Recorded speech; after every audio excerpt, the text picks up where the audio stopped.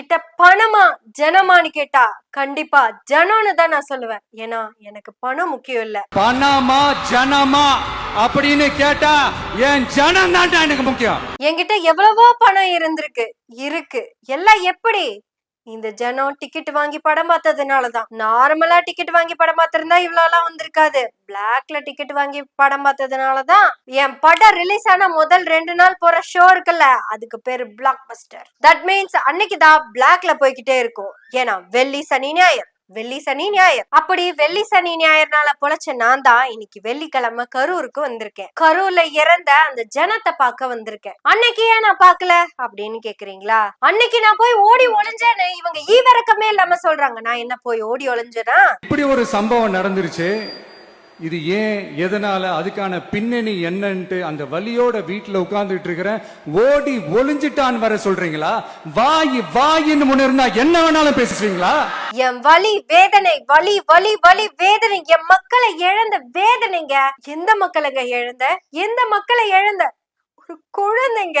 டிவில என் பாட்டு போட்டா என்ன பார்த்து அப்படியே ஓடி போய் முத்த குடுக்கற குழந்தைங்க. அழுகுதுங்க அந்த குழந்தை. அழுன்னு அழுகுது. அந்த குழந்தை எல்லாம் செத்து போன வேதனைங்க.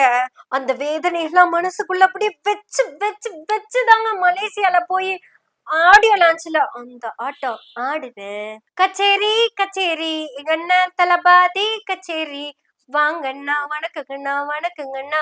எதனால இந்த பாட்டுக்கு நான் அங்க போய் ஆடினேன்? எல்லாம் மனசுல இருக்க வலி. காவல்துறை ஒரு நாடகம் ஆடிச்சுங்க. அன்னைக்கு ஆடின அந்த காவல்துறையினுடைய நாடகத்தை நீங்க பாக்கணுங்க. அந்த ஹைவேல இருந்து அந்த ஸ்பாட்டுக்கு போலீஸே எங்களை உள்ள கூட்டிட்டு வந்து விட்டு அந்த நாடகம்லாம் இருக்கு பாருங்க. நம்பிட்டேங்க, முழுசா நம்பிட்டேன். அன்னைக்கு இருந்த அந்த கரூர் போலீஸ் பேசும்போது தேங்க்ஸ்லாம் சொன்னேன் அவங்களுக்கு. எனக்கு தெரியாது இப்படி ஒரு நாடகம் நடக்கும். 8 மணிக்கே நான் நாமக்கல் வந்துருவேன்னு எங்க ஆள வச்சே சொல்ல வச்சாருங்க. 12 மணிக்கெல்லாம் நான் கரூர் வந்துருவேன்னு புசி ஆனந்த பேச வச்சாங்கங்க. புசி ஆனந்த் தண்ணி, சாப்பாடு, ஷெல்டர் எல்லாமே எடுத்துட்டு போனாருங்க. எதையுமே அந்த மக்களுக்கு கொடுக்கவில்லைங்க. எனக்கு காலையில 9:30 மணிக்கு தான் சென்னையில இருந்து ஏர்போர்ட்டுக்கு போக சொன்னாங்கன்னு யார் அந்த ஆர்டர் கொடுத்தாங்கன்னு தெரியல. எனக்கு வர கோவத்துக்கு இருங்க பேஜ மாத்திக்கிறேன், மறந்துட்டேன். எது அழுகணுமா? அழுதுட்டு உடனே ஓகே. என் மக்கள் நான் பயந்து போயிட்டேன்னு சொல்றாங்க. இந்த சம்பவம் நடக்கிறப்போ என்ன டான்ஸ் ஆட சொன்னாங்க காவல்துறை. பாட்டிலுக்கு 10 ரூபாய் அப்படின்னு டான்ஸ் ஆட சொன்னது இந்த காவல்துறை தான். யாரு காவல்துறை கிட்ட சொன்னாங்கன்னு தெரியல, என்ன யாரு டான்ஸ் ஆட சொன்னாங்கன்னு தெரியல. பகல் 12 மணிக்கு நடக்க போற அந்த மீட்டிங்க்கு எதுக்காக அங்க ஜெனரேட்டர் அந்த அத்தனை லைட்டு கொண்டு வந்து வச்சாங்கன்னு தெரியல. அந்த லைட்டுக்கு நடுவுல தான் அந்த ஸ்பாட்ல தான் பஸ் நிறுத்தணும்னு யாரு சொன்னாங்கன்னு தெரியல. பக்கத்துல இந்த மரத்துல 20-30 பேரை ஏற வச்சு செல்ஃபி எடுக்க சொன்னது யாருன்னு தெரியல. நீதி வென்றுருச்சு.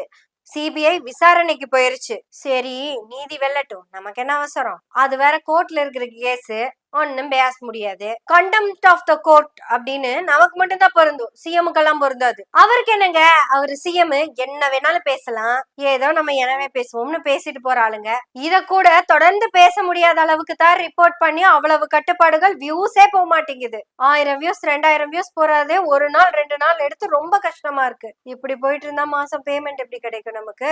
அதனாலதான் உங்ககிட்ட பேமெண்ட் கேட்கறதுக்காக வந்திருக்கேன். நீங்க கொடுக்கற தொகை என்னைக்குமே நம்ம சேனலை தொடர்ந்து நடத்துறதுக்கு தான் பயன்படும். கண்டிப்பா நீங்க குடுக்கற நெய்யில ஸ்வீட் செஞ்சிட மாட்டோம். நம்ம எனவே பேசுவோம் ஸ்கிரிப்ட் ரைட்டரை கொண்டு போய் நம்ம பதவியில உட்கார வச்சிட மாட்டேன். டெல்லியில எல்லாம் பதவி கொடுத்துட முடியாதுங்க. அவர் இங்கேயே உட்கார்ந்துதான் சாகணும். இப்பேற்பட்ட வேலைகளை மட்டும் தான் நாங்க கொடுத்துக்கிட்டு இருப்போம். அதனால உங்க உதவிகளை நீங்க செய்யுங்க. செஞ்சுட்டு இருக்க தோழர்களுக்கும் செய்ய போற தோழர்களுக்கும் மிகப்பெரிய நன்றி. ஏப்பா யாருப்பா ஸ்கிரிப்ட் எழுதுனது? வெறும் திமுகனே இருக்கே. அட, இதுக்கு ஸ்ரீராம ஜெயம் எழுதியிருந்தாலே பரவாயில்லையே, இத்தனை திமுக இருக்கு. ஏன் திமுகவை பத்தி பேசலன்னா நான் எப்படி தாவேகாவின் சிஎம்மா இருக்க முடியும்? நான் சிஎம் சீட்ல உட்கார்ந்த உடனேயும் எல்லாருமே எனக்கு பார்ட்டி ஃபண்ட் கொண்டு வந்து கொடுத்தாங்கங்க. என்னங்க இது பார்ட்டி ஃபண்ட் அப்படின்னா எனக்கு என்னன்னு தெரியாதுங்க. டாஸ்மாக்ல இருந்து பார்ட்டி ஃபண்ட் வருதுங்க. அப்படியா? அதனாலதான் பாட்டிலுக்கு 10 ரூபாய் 20 ரூபாய் ஆக்கினாங்களோ? இப்பெல்லாம் நான் வந்து அதை நிப்பாட்டிட்டேன். ஏன்னா இப்பெல்லாம் 22, 30, 50 வரையும் வாங்குறாங்களாமா. என் அன்பு மக்களே, நீங்க இனிமே டாஸ்மாக்கு போனீங்கன்னா உங்ககிட்ட 10 ரூபாய் சேர்த்து கேட்டாங்கன்னா, லஞ்சம் ஊழல் உங்ககிட்ட கேட்டாங்கன்னா கொடுக்க மாட்டேன்னு சொல்லுங்க. சொல்லுங்க. அப்படி சொல்லிட்டு ஓடு ஓடு ஓடு ஓடு ஓடு ஓடு ஓடு ஓடு வர்றான் பாரு வேட்டக்காரன். சாரி, இவரு வந்து பாலாஜிக்கு பாடின பாட்டு, நம்ம லஞ்சத்துக்கு எடுத்துக்கிட்டோம். எங்க இருக்காருன்னே தெரியாம ஓடு ஓடு ஓடு ஓடு ஓடு ஓடு ஓடு ஓடு வரான் பாரு வேட்டக்காரன். இப்படி யாருமே லஞ்சம் கொடுக்காதீங்க, கேட்டாலும் கொடுக்க முடியாதுன்னு சொல்லுங்கன்னு மக்கள் கிட்ட பேசியிருக்காருங்க. இப்படி எல்லாம் எந்த முதல்வர் இதுவரை பேசியிருக்காரு? ஏங்க, இத நீங்க மக்கள் கிட்ட சொல்லக்கூடாது, ஸ்ரீவைகுண்ட எம்எல்ஏ கிட்டதான் சொல்லணும். அவரு உங்க கட்சி தான். ஏன்னா அவர் தான் பணம் கேட்டதா ஒருத்தர் வந்து லைவா பேட்டி கொடுத்திருக்கிறாரு. மாசம் 1 லட்சம் ரூபாய் வேணுமாமா, 1 லட்சம் ரூபாய். அப்புறம் வண்டல் மண் எடுக்க போனாங்கல்ல விவசாயிகள், அவங்க கிட்ட யாரோ லஞ்சம் கேட்டிருக்கிறாங்க, அவங்கள நீங்க நீக்கிட்டீங்க. லஞ்சம் ஊழல தமிழ்நாட்டுல ஒழிச்ச ஒரே முதல்வர். இப்பெல்லாம் மக்கள் மகிழ்ச்சியா கவர்மெண்ட் ஹாஸ்பிட்டலுக்கு ஆபீஸ்க்கு போயிட்டு இருக்காங்க. முதல்ல உங்களை உள்ள கூப்பிட்டு கமிஷனர் சேர்லயே உட்கார வச்சிடுறாங்க. சார் நான் வெறும் எம்எல்ஏ சார். யோ அப்படியெல்லாம் இல்லமா, கமிஷனர் சேரா நீ உட்காருமா அப்படின்னு கமிஷனரே உட்கார சொல்றாங்க. ஒரு எம்எல்ஏக்கே கமிஷனர் சேர் கொடுக்கும் போது அந்த எம்எல்ஏவை தேர்ந்தெடுத்த மக்களுக்கு என்ன சேர் கொடுப்பாங்க? இதையெல்லாம் உங்க விஜய், நான் விஜய் செஞ்சிருக்கேன். திமுக திமுக திமுக திமுக திமுக திமுக திமுக தீய சக்தி தீய சக்தி தீய சக்தி. ஏன் இத நான் பாட்டாவே பாடிட்டேன் அப்படின்னா, 10 செகண்டுக்கு ஒரு திமுகவை பேசிடுறாரு. அப்புறம் அவர் பேசுற மாதிரி நானும் பேசுறேன். நான் என்ன தாவேக்கா விஜயா? என்னவே பேசுவோம். வேட்ட வேட்ட வேட்டக்காரன். இப்படி எல்லாம் நான் தைரியமா பேசினா நீங்க விட மாட்டீங்கன்னு எனக்கு தெரியும். நான் அப்படி பேசல. உண்மையாலுமே பயந்து பயந்துதான் உங்க ஆட்சியில பேசுறோம். கருத்துரிமை அப்படின்னா என்னன்னே தெரியாம போயிட்டு இருக்குது. ஏன்னா உங்களுக்கு எதிரா பேசுனா நீங்க மேடையில பேசுற விஜய் வேற, என்னை பத்தி எல்லாம் எதிர்த்து பேசுங்க, அப்பதான் நான் வளருவேன் அப்படின்னு பேசுவீங்க. அப்ப விட்டுற வேண்டியதானே. உடனே காவல்துறைய நீங்க சொன்னீங்கல்ல, காவல்துறை திட்டமிட்டு கொலை செஞ்சுச்சுன்னு. அந்த காவல்துறை திட்டமிட்டு எங்க ஆட்களை கூட்டிட்டு போய் உள்ள வைக்குது. அப்போ நீங்க சொன்ன மாதிரியே எடுத்துக்கிட்டோம்னா, யாராவது பிரஷர் கொடுத்தா அந்த காவல்துறை பண்ணுது. அப்ப எங்க தோழர்களை எல்லாம் அரெஸ்ட் பண்ண சொல்லி பிரஷர் கொடுக்கறது யாரு? இதெல்லாம் யார் சொல்லி செஞ்சது? ஐயோ, நீங்க கொடுக்க மாட்டீங்க. நீங்க பிரஷர் கொடுப்பீங்களா? ஏன்னா நீங்க யாரு? நீங்க தாவேகாவினுடைய தடியெடுக்காத முதல்வர் இல்லையா? தடியெடுத்த மற்ற முதல்வர்கள்லாம் இருக்காங்களா தாவேகால? அட, உங்க அரசாங்கத்துக்குள்ளதான் யாரு வேணா எதை வேணா ஆய்வு பண்ணலாமே. நான் மருத்துவர் அணியை சேர்ந்தவள், டீன் ஆய்வு பண்ண வந்திருக்கேன். எங்க டிஸ்ட்ரிக்ட்ல ஒரு எம்எல்ஏ கூட இல்ல, ஆனால் நான் தான் அமைச்சர் எல்லாமே. அப்புறம் தொழில்துறை மந்திரி ஸ்கூலுக்கு போலாம், ஸ்கூல்ல இருக்கிற மந்திரி தொழில்துறை மந்திரிக்கு சப்போர்ட் பண்ணலாம். உயர்கல்வித்துறை அமைச்சர் ஆரம்ப கல்விக்குள்ள போய் குழந்தைகளை அபியூஸ் பண்ணலாம். இதெல்லாம் தாவேகாவினுடைய ஆட்சியில சுலபம். ஆனா நீங்க என்ன மக்கள் கிட்ட சொல்லிக்கிட்டு இருக்கீங்க? இந்த விஜய் ஆட்சி மேல குறை சொல்றாங்க, குறை சொல்லிக்கிட்டே இருக்காங்க அப்படின்னு மக்கள் கிட்ட போய் கம்ப்ளைண்ட் பண்றீங்க. ஆனா நம்ம மக்கள் அமைச்சு கொடுத்த நம்ம அரச குறைகள் மட்டும் டிசைனா மாடல் மாடலா குறைகள் மட்டும் சொல்லுவாங்க.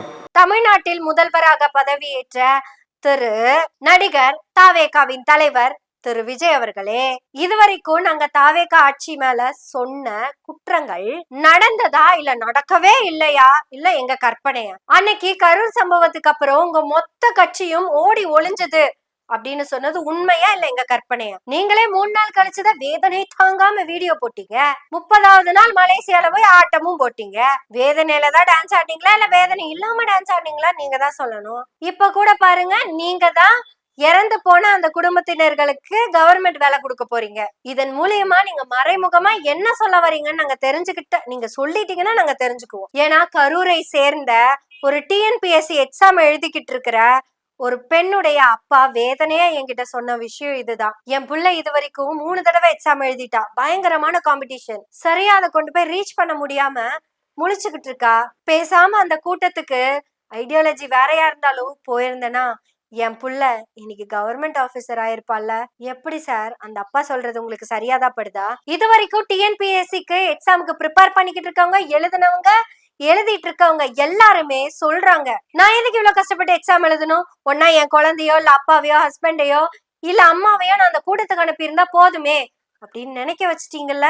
இன்னொருத்தர் வருத்தப்படுறாருங்க. ஃபேமிலி எல்லாம் அவர் விட்டுட்டு வந்து 5-6 வருஷம் ஆச்சு. பொண்டாட்டி பிள்ளையும் கரூர்ல தான் இருக்கிறாங்களாமா. அன்னைக்கு நடந்த கூட்டத்துக்கு என் பையன் போயிருந்தானா எனக்கு கவர்மெண்ட் ஜாப் கிடைச்சிருக்குமே இப்ப ஃபீல் பண்றாரு. இப்படியெல்லாம் நீங்க மக்களை ஃபீல் பண்ண வச்சுட்டீங்கன்னா அது சரியா அப்படிங்கறத நீங்க தான் சொல்லணும். உங்களுக்கு என்னங்க, நீங்க தாவேகாவுடைய சிஎம், என்ன வேணாலும் பேசலாம். நாங்க அப்படி பேசிட முடியாதுங்க. ஏன்னா நாங்க எனவே பேசுவோம். பேச பேச என்ன பிரச்சனை வரப்போகுது, என்ன ஃபேஸ் பண்ண போறோம்னு தெரியாம தான் பேசிக்கிட்டு இருக்கோம். ஏன்னா இதெல்லாம் நடக்கிறது எங்க முதல்வர் ஆட்சியா இருந்துச்சுன்னு வச்சுக்கோங்களேன். இப்படி சொன்னா உங்களுக்கும் ஏதோ பொருந்துற மாதிரி வந்துருது. அதனால நான் பேரவே சொல்லிடுறேன்.